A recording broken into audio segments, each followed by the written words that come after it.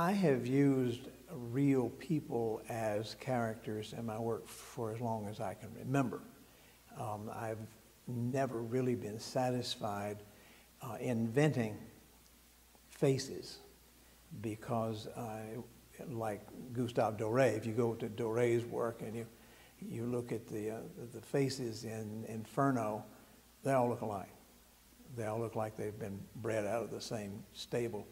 And the same thing happens with me. If I start drawing faces, they end up somehow or another looking like me.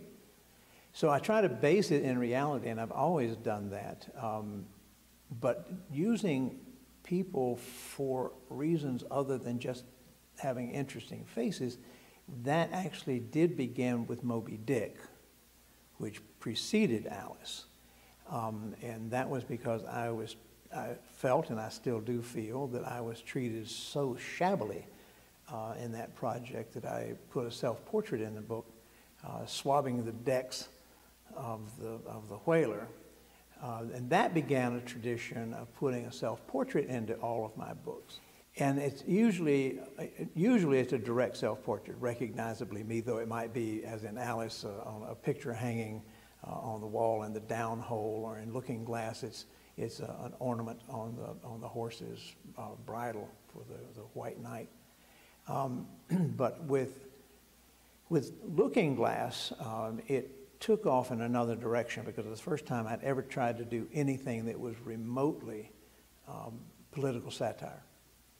I think that's something that, at least for me, is extremely difficult to handle, and handle well, without it coming off as being strident and obviously opinionated. So I used Richard Nixon as Humpty Dumpty, and I think, I'm not quite sure, but I think that was the first time I ever did that.